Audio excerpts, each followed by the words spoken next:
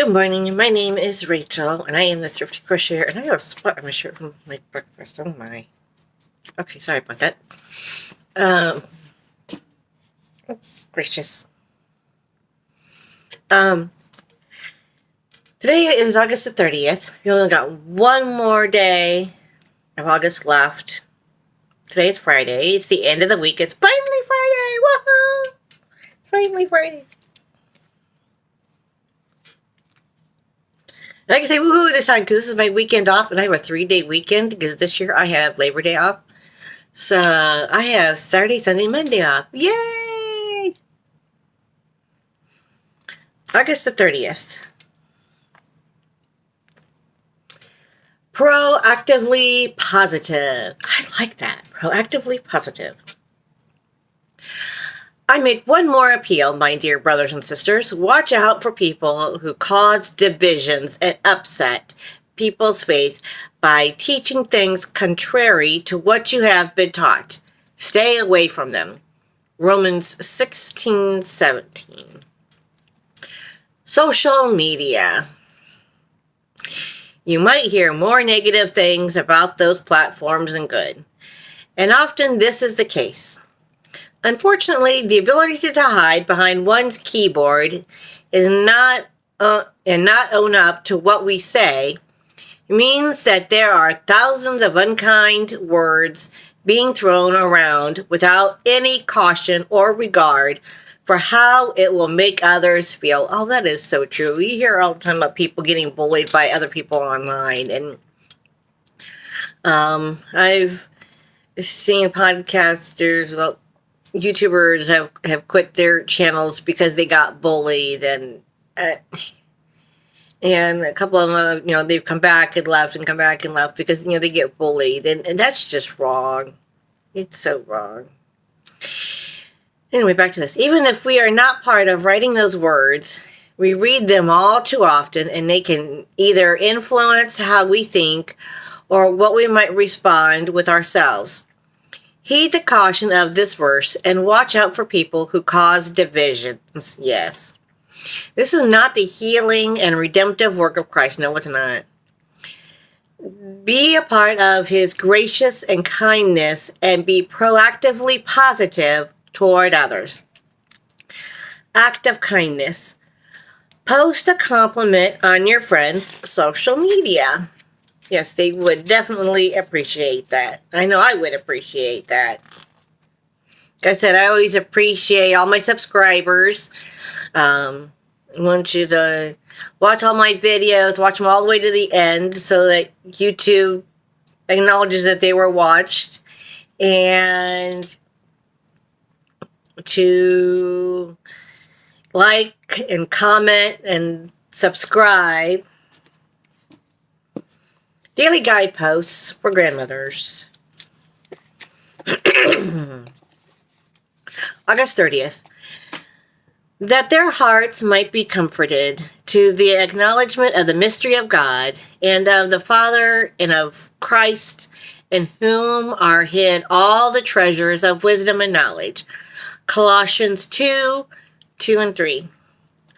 Smoke from the Colorado Hayman's fire was thick in the air as we drove away from our beloved mountain village, knowing that when we returned our home, excuse me, that our home might be in ashes.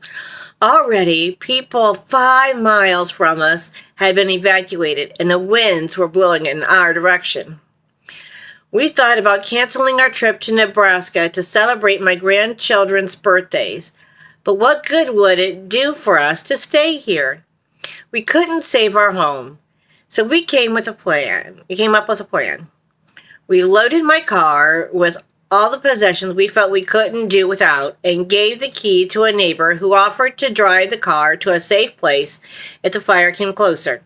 Then we drove away in my husband's car. So what did we save? Well, there were some things, such as legal papers, that had to be safe. But beyond that, we carefully packed a painting by my artist's daughter, a few special heirlooms we wanted our children to have someday, such as Grandmother Morgan's family Bible, letters from our children and other loved ones, and pictures and scrapbooks. We left sterling silver, crystal, china, computers, and other office equipment, TV, jewelry, furniture, and all our clothes except what we packed to take to Nebraska. Fortunately, the wildfires spared our home and village, but we discovered something about ourselves during the quote summer of the great fires unquote. What we treasured most had very little monetary value, yet these items made us rich beyond measure. God, creator of all that is, keep me ever aware that my most valuable possessions are beyond price. Marilyn Morgan King.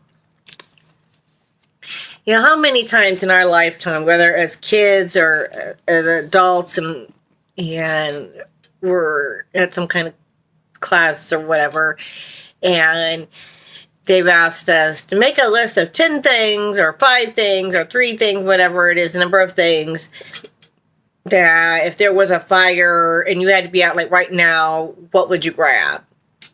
You know, there's always been that question.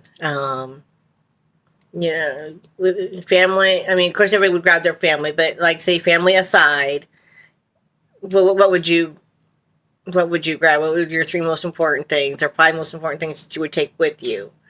And you could only fit like in a suitcase or something, or you can fit in your arms. Just think about that. What are your I mean, of course you have your family, but family aside, because your family's going to be right there. As long as they grab all their things that are the most important to them. Like they say, like heirlooms. Heirlooms are most important.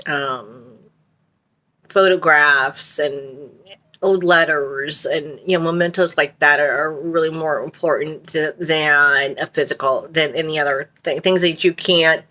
I mean, there's most things you can buy back, but memories like pictures and heirlooms you can't buy back because they're no longer, because you can't. But I always had things. Sometimes just think about that for a minute.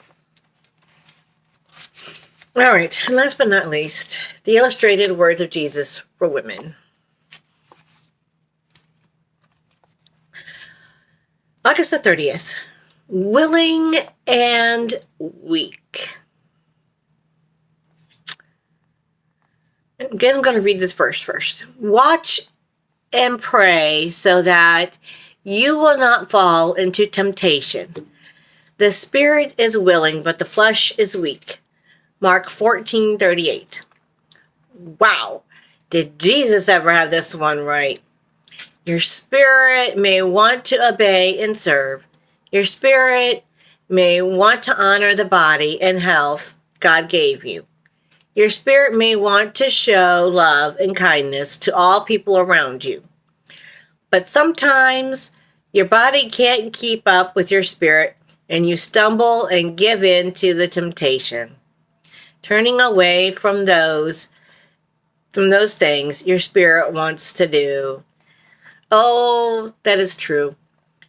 A lifetime ago when I was a teenager and in teen choir, we were doing this program and one of the songs was called Temptation Curve. It talked exactly about that, about how temptation just drives temptation curve, we go down temptation curve, we go down the wrong way. Sometimes that happens in our physical self, and because we don't listen to our spiritual selves. We don't listen to what the Spirit tells us. Jesus tells us here to stay focused on Him. Watch and pray, because if you aren't focused, then no matter what your spirit longs for, you will fall into temptation. Remain focused on staying close to Jesus. Yeah, really should. I do not understand what I do for what I... Okay, let me start over. I do not understand what I do. For what I want to do, I do not do. But what I hate, I do. And if I do what I do not want to do, I agree that the law is good.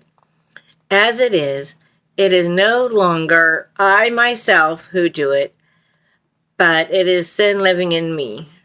Romans 7:15 through 17. Well, it was hard to read. All the to-dos in there. Like, okay. We made it to Friday. Yay! We made it to the weekend. Everybody have a fantastic Friday. Very wonderful weekend and a happy holiday weekend. And be safe if you're traveling. And hope you have fun and have great weather wherever it is that you are traveling this holiday weekend. And be blessed and be healthy. And I pray for health and safety over all your friends and family. And of course, I want to end with my favorite little cross here. This small swatch of yarn has been woven with prayers. As you hold this swatch in your hands, may you feel God's strength, love, and peace flow and know that He holds you in His hands. May God bless and comfort you in time of need and give you peace. Love you all. Bye.